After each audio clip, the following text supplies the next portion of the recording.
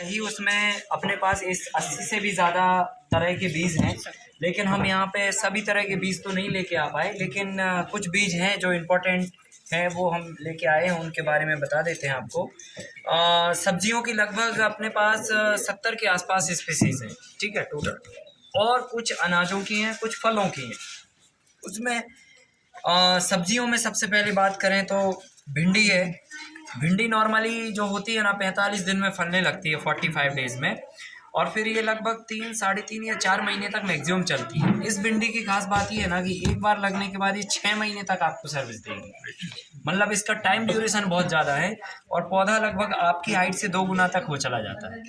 हाँ, अगर ये होने पे आ जाए तो इसकी हाइट जो है ना बहुत अच्छा परफॉर्मेंस देती है, और हाइट के साथ भी भिंडियाँ हो जाएगी, हर गठान पे फिर भिंडी कंटिन्यूसली आती है, तो ये इसकी खास बात है।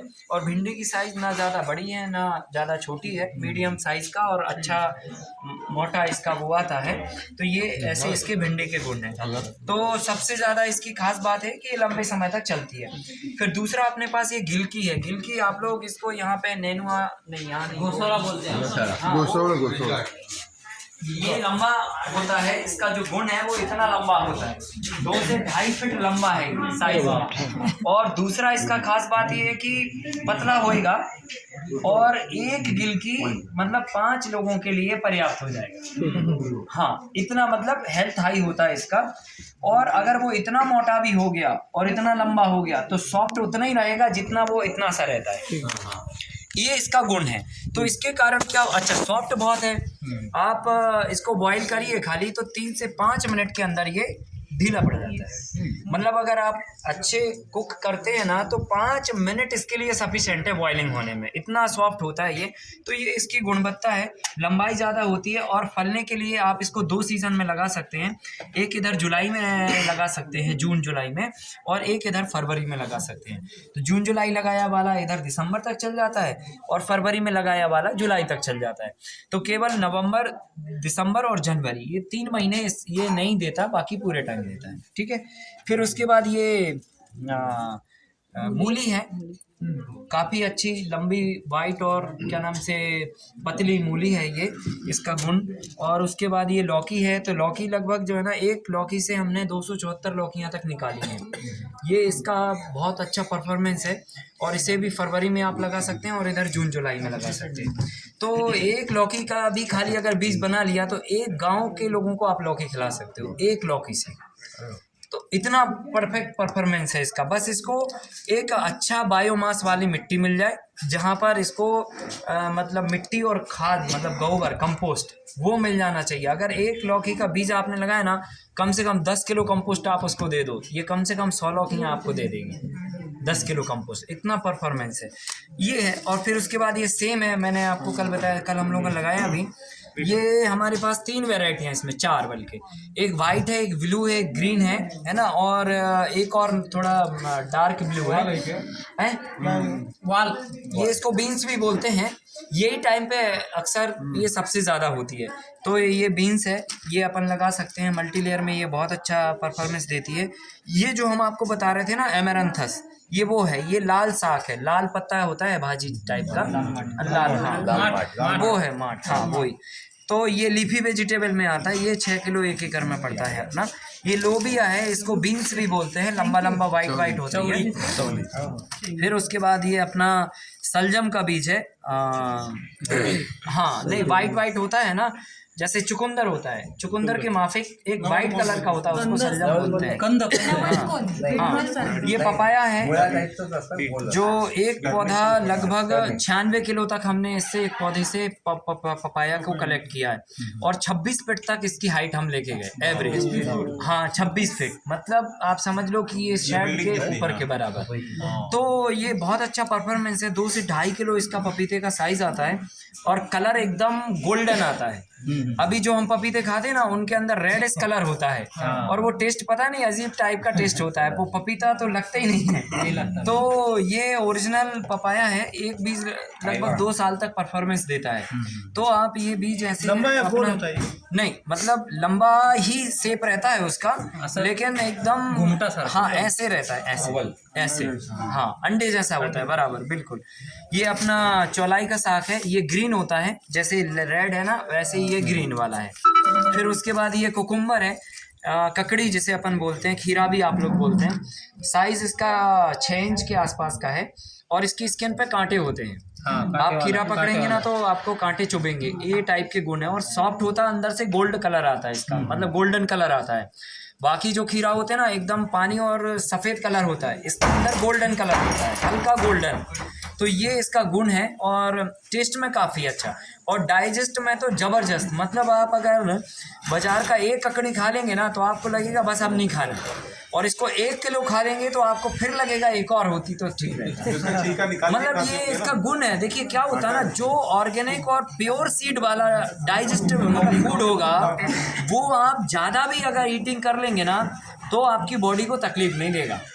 ये गुण होता है हमारे इंडिजीनियस सीड्स का और जैविक का, क्योंकि ये फ्यूल जो है ना आपके मुताबिक है, आपके इंजन के मुताबिक। अभी इंजन के मुताबिक फ्यूल डालेगा ना तो गाड़ी भी अच्छा चलेगा, एकदम तुरंत सर्विस देने लगता है। तो ये इंडिजीनियस बीज का कमाल है। ये टमाटर है, ये कली यहाँ जो टमाटर में पहले होती थी ना, आपने देखा होगा धारियाँ कलियाँ होती थी, इसमें 7 कली आती हैं टोटल, 7 कली का है ये। और साइज इतना बड़ा के आसपास तक हो जाता है और ट्रांसपेरेंट है, इतना पतला छिलका है कि अगर सूरज की रोशनी में आप उसको ऐसे कर दो ना तो अंदर उसके बीज टहलते हुए दिख जाते हैं, इतना पतला छिलका है। और आग में तो आप ऐसे ही थोड़ा करेंगे ना और बस 2 मिनट के बाद उसका आप मसल के नमक डाल के और खा लीजिए, मज़ा आ जाएगा आपको। वो टेस्ट है इसके अंदर जो टेस्ट कभी हमने शायद बचपन में खाया हो या हम भूल गए हो। वो खट्टा टमाटर जो होता है ना, अभी तो क्या है ना रबड़ जैसे टमाटर आते हैं। ठीक है, तो लिट्टी चोखा आपके यहाँ पे हो जाएगा। हाँ अभी आएंगे तो मिलेगा बिल्कुल, एकदम अप्रैल तक मिलेगा, जनवरी में आएंगे। तो ये है। फिर उसके बाद जो है ना बैगन है, व्यवस्था पूरी है। तो बैगन भी जो है ना ये लगभग 900 ग्राम तक का साइज इसका बैगन का आता है और काफ़ी टेस्ट में बहुत ज़बरदस्त है। मतलब इंडिजीनियस इसमें सीड ज़रूर आते हैं बहुत, लेकिन सॉफ्ट होता है और टेस्ट भी बहुत अच्छा होता है। ये भी आप आग में डालिए 2-3 मिनट में ये ढीला पड़ जाता है बिल्कुल। तो बहुत ज़बरदस्त बैगन है, साइज़ 900 ग्राम तक का इससे हमने बैगन लिया हुआ है। कलर वाइट होता है, कलर वाइट है, वाइट मतलब ग्रीन। हाँ उसके ढक्कन पे कांटे होंगे, ढक्कन पे कांटे होंगे, मतलब कोई तो भी ऐसे नहीं पकड़ सकता झट से, है ना, चुप जाएगा। ये मिर्ची है, मिर्ची में 3 स्पीसीज हैं अपने पास। एक होती है गोल मिर्ची, बिल्कुल छोटी मूंगफली की साइज की, सिंगदाना साइज का, उसको बोलते हैं लौंग मिर्ची हम लोग। वो शिलोंग में सबसे ज़्यादा होती है, असम में, ठीक है। तो वो एक है लौंग मिर्ची, लेकिन नाम लौंग है लेकिन होती है शॉर्ट। हाँ वो लौंग मतलब साइज छोटा, लौंग के बोलते तीखा इतना होता है कि मतलब एक मिर्ची 5 लोगों के आंसू निकाल सकती है, इतना तीखा होता है। ये बहुत स्ट्रॉन्ग, सबसे तीखा मिर्ची है हमारे देश का ये। तो एक लंबा वाला है हमारे पास ग्रीन डार्क, और एक है ऊपर फलने वाला उल्टी वाली। तो 3 वैरायटियाँ अपने पास टोटल हैं। तो ये तो लंबी वाली है हालांकि, तो ऐसे आपको तीनों सीड्स मिल सकते हैं। फिर उसके बाद ये बिटर गार्ड है, करेला जिसे अपन बोलते हैं। ये मीडियम साइज़ का है, ना ज़्यादा मोटा होता है ना ज़्यादा पतला, और साइज़ लगभग 6 इंच के आसपास होती है। तो ये भी आप दोनों सीज़न में लगा सकते हैं, ठंडी के सीज़न को छोड़कर।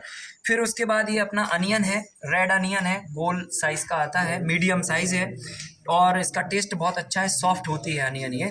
और इसमें ये एक येलो भी है हमारे पास और वाइट अनियन भी है, तो उसका नहीं है इधर पे सीड। ये आपका गाजर है, ये फूल गोभी है, ये मस्टर्ड है, ऐसे कुछ ये अपने बीज हैं। और बीजों में जो है ना अपने ये भी हैं, क्या बोलते हैं, अनाजों के। ये जैसे सब्जियों की बात हो गई, अनाजों में चले जाएँ तो ये तिल का सीड है ना, वाइट कलर की। एक ब्लैक भी है हमारे पास, उसको रम तिल बोलते हैं, ये नॉर्मल तिल है ना। तो ये लगभग 250 ग्राम 250 ग्राम ओनली एक एकड़ में लगेगा, 8 कुंटल तक इसका उपज है। तो ये सबसे रफ एंड टफ क्रॉप है। इसमें ना तो आपको कुछ फर्टिलाइज़र डालनी है, ना तो कोई मैन्योरिंग करनी है। ये जो डाइट बताई ये भी नहीं डालना आपको। 250 ग्राम खाली बीज डालने, मतलब इतना बीज खाली 1 एकड़ के लिए सफिशेंट होता है और 7-8 कुंटल तक ये उपज दे देता है। और फिर हम लोग क्या करते हैं, तिल निकालते हैं और तिल से फिर तेल निकाल लेते हैं। तो तिल की खली अलग काम आती है और तेल अलग काम आ जाता है। तो ये वैल्यू एडिशन करने का भी साथ में काम करती है। ये धनिया है, पत्ती का साइज होता है जो धनिया पत्ती का, कोरिएंडर लीव्स बोलते हैं जिसे, वो है। फिर उसके बाद बीजों में ये गेहूं में हमने बताया था ना 16 वेराइटीज़ है अपने पास। हम आपको केवल 2 ही लेके आए पाए यहाँ पे। ये शुगर फ्री व्हीट है, इसको सोना मोती भी बोलते हैं। ये कुरुक्षेत्र हरियाणा का ओरिजिनल है। इसका दाने का साइज दलिए के दाने के बराबर होता है, गोल होता है ये गेहूं, लंबा नहीं होता है। और इसके अंदर ये गुण है ना कि इसके अंदर शुगर कंटेंट नहीं आते। तो जितने हमारे देश में शुगर के पेशेंट हैं उनके लिए ये डाइट भी है और मेडिसिन भी है। तो बहुत काफ़ी इस पर प्रयोग चल रहे हैं अभी देश में और बहुत सारे लोगों का इससे डाइट भी क्योर हुआ है। तो ये एज ए मेडिसिन काम करता है और बहुत ज़बरदस्त है। 1 एकड़ में 18 से 20 कुंटल उपज और 25 किलो खाली 1 एकड़ में बीज लगता है। तो ये बहुत अच्छा परफॉर्मेंस देता। हम लोगों ने 300 रुपये से चालू किया था, अभी 150 रुपये किलो तक लोगों को हम ये उपलब्ध करवाते हैं।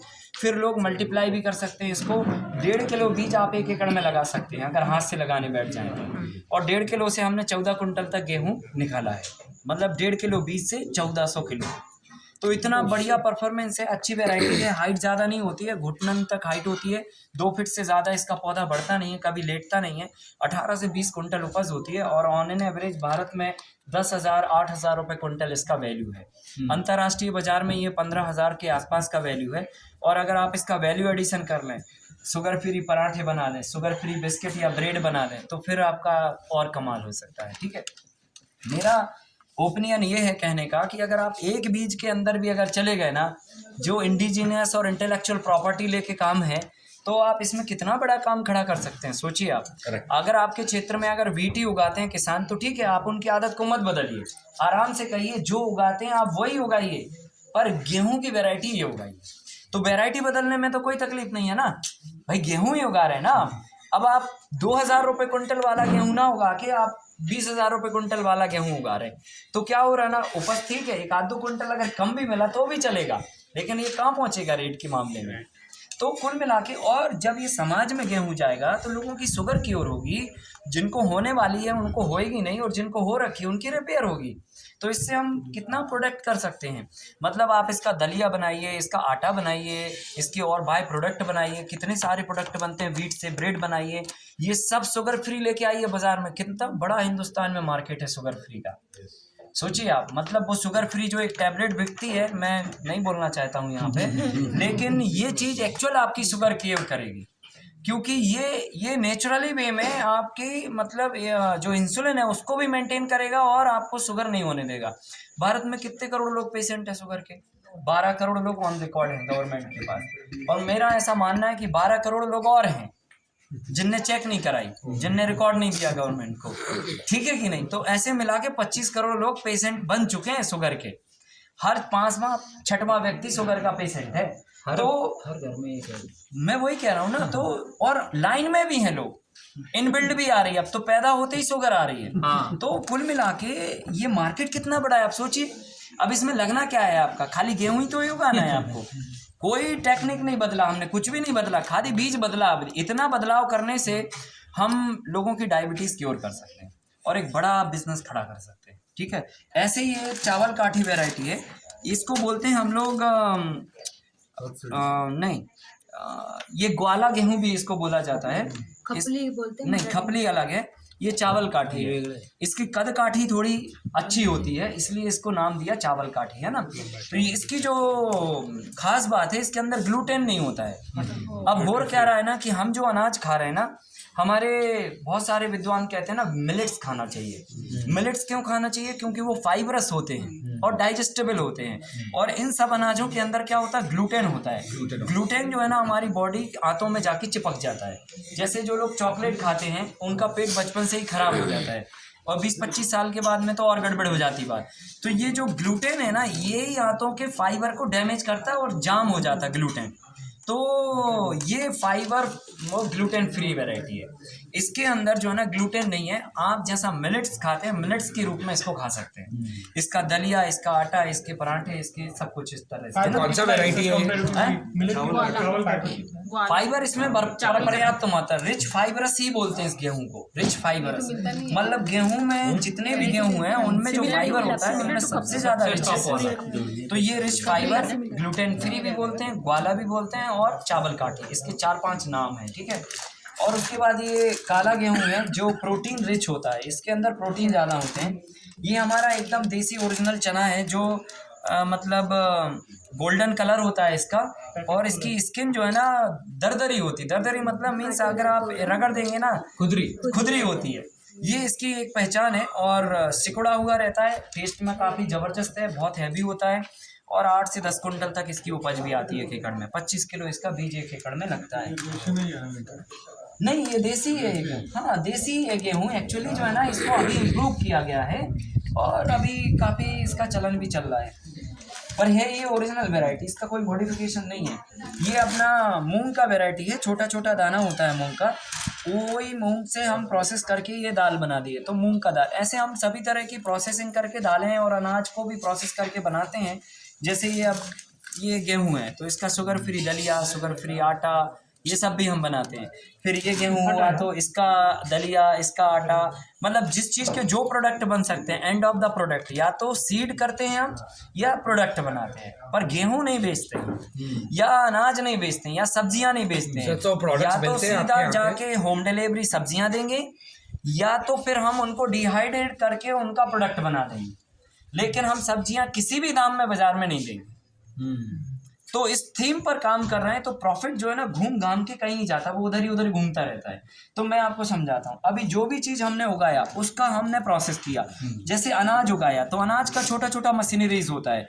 एक 45,000 का मशीन है, वो मशीन जो है ना आपका गेहूं से दलिया और आटा बना देगी, मसाले से मसाला पीस देगी, ठीक है, और धान से चावल निकाल देगी। एक ही मशीन के अंदर करीब करीब 15 से 60 तरह के प्रोडक्ट आप बना सकते हो भाई। जब अगर वो दलिया बनाती है तो मक्के का भी दलिया बना लो, बाजरे का भी बना लो, शुगर फ्री का भी बना लो, चावल काठी का भी बना लो, काले का भी बना लो, और जो भी वैरायटी का बनाना। सो कितनी रेंज हो गई। फिर आटा तो सभी का आटा बन गया। फिर मसाले तो अदरक का पाउडर पीस लो आप, धनिया का पाउडर पीस लो, मिर्ची का पाउडर पीस लो, हल्दी का पाउडर पीस लो, और जो पीसना वो सब पीस लो। फिर उसके बाद आ जाओ आप अपने चावल पे, तो जो भी चावल है वो मतलब राइस का, उसका धान का चावल निकालो। तो एक 45,000 की मशीन आपके कई तरह के काम कर देती है। तो ये हम मोटे अनाजों के लिए करते हैं। एक मशीन है जो दालें निकालती है, वो दालें सभी तरह की दालें निकाल देती। तो 96,000 का मशीन है, उस पर 50% सब्सिडी भी है भारत सरकार। तो वो लगभग वो भी 45,000 के आसपास में पड़ता है वो इक्विपमेंट। तो कुल मिला के 2 इक्विपमेंट में आप सभी के अनाज, दलिया, आटा, पाउडर, मसाले, ये सब कर ले जाओगे, है ना। और एक मशीन से सब तरह की दालें बना ले जाओगे। तो दाल बनाई, पहले हमने उगाया अपने खाद से, अपने बीज से दाल निकाली, मशीन में डाली, दाल बन गई, छिलका निकाला, गाय को खिला दिया, दाल लिए तो प्रोडक्ट आ गया, वो वैल्यू एडिशन हो गया। तो कुल मिला के पूरा साइकिल ऐसा तैयार करते हैं ना कि बीज हमारा, खाद हमारी, टेक्निक हमारी, प्रोडक्शन हमारा, और प्रोडक्ट भी हमारा, ठीक है। तो अब पैसे कहाँ जाएंगे? सारा काम फार्म पे ही हो गया ना। 10 लोगों को उसमें रोजगार मिल गया, और जो उसके वेस्ट मटेरियल थे वो हमारी रिसाइकलिंग प्रोसेस में काम आ गया। जैसे अभी इसका आप बाजार में बेचोगे, मान के चलो 60 रुपए किलो बिक रही है। जब हम इसको दाल बनाने ले गए अपने फार्म पे, हमने दाल बनाई, तो इसका 10% जी छिलका निकल गया, ये टुकड़ी निकल गई, डस्ट निकल गई। तो लो साहब, हमारे गायों के लिए काम आ गई, वो पाउडर में डाल दिया, हमने यूज़ कर लिया। तो वो हमारी इनपुट कॉस्ट वहाँ पे कट हो गई, और इधर पे आउटपुट बढ़ गई। तो इनपुट कट करना और आउटपुट जोड़ना, ये अगर कलाकारी कर लिया तो फार्मिंग में बहुत पैसे बनेंगे फिर। और अगर ये हम नहीं कर पाए ना तो फिर हम घूमते रहेंगे। तो इसलिए मैं कहता हूँ ना कि चौथा पॉइंट जो कल आपको पर स्टार्टिंग में समझाया था ना, उत्पादन से सीधे उत्पाद तक पहुँचना, उस कड़ी में हम लोग अरहर की दाल भी बनाते हैं। जो हमारे पास एक वैरायटी है, एक बार लगाने पे 5 साल तक रेगुलर सर्विस देती है, उसी का ये दाल है। और दाल को हम लोग देखो बाघ भट्टी की आचार संहिता के आधार पर हम लोग फूड को लेकर काम कर रहे हैं। एग्रीकल्चर एक हमारा काम है, रिसर्च एक काम है, एक्सटेंशन हमारा एक काम है, खेती इंडिविजुअल करना वो एक काम है, और उसके बाद फूड सही ढंग से पेट तक पहुंचे वो भी एक अलग काम है। तो उसमें हम क्या करते हैं, ये अध्ययन करते हैं कि कौन सा फूड कैसे खाना चाहिए, ये भी इंपॉर्टेंट बात है। अब दाल तो साहब जैविक उगा दी, देसी बीज की उगा दी, लेकिन प्रेशर कुकर में उसका मटिया पलित कर दिया हमने लास्ट में। तो वो चीज़ भी आपको ध्यान में रखनी ना कि उसको बननी और खानी कैसे है। हम लोग क्या करते हैं, देखो जनरली क्या होती है, जब दाल बनती है ना तो उसको पहले पानी में भिगोते हैं, कारण क्योंकि छिलका उतारना। तो वो पानी में फूल जाती है, फूलने के बाद फिर उसको सुखाते हैं, सुखाने के बाद छिलका उतारते हैं, फिर बच गया तो और रगड़ते हैं, फिर पॉलिश करते हैं, फिर जाके उसकी पैकिंग करते हैं। अब हम क्या कर रहे हैं, अब समझो, दाल को जब आप पानी में फुलाओगे उसका जर्म प्लाज्मा एक्टिव हो गया, और किसी भी जीव ने जब जन्म ले लिया तो ताकत तो वही है ना, और फिर जाके आपने ड्राई कर दिया उसे। तो मतलब जो ताकत इनबिल्ड थी वो एक्टिव नहीं थी, अभी दाल थी तो, अब लेकिन फुला के आपने एक्टिव कर दी और फिर सुखा के मार दी और फिर छिलका उतारा तो जान तो निकल गई उसके अंदर, दाल बची है बस केवल, ठीक है कि नहीं। और फिर ऊपर से रगड़ के पॉलिश किया, तो यहाँ तक आते आते सत्यानाश हो चुका, और फिर प्रेशर कुकर में डाला तो सवा सत्यानाश हो गया। तो एल्यूमिनियम का प्रेशर कुकर कभी भी बॉयलिंग के लिए यूज़ नहीं करना चाहिए, क्योंकि कोई भी चीज़ अगर प्रेशर में बॉयल होगी तो न्यूट्रिएंट को डैमेज कर देगी। बाघ भट्ट कहते हैं हमेशा कोई भी चीज़ को अगर आपको पकाना ही है, पहले तो कच्चा खाना चाहिए, अगर पकाना है तो फिर उसको स्टीम करिएगा, खौलाइए मत। अगर 100 डिग्री प्लस टेम्परेचर हो गया सारी तत्व डैमेज हो गया, फिर वो चीज़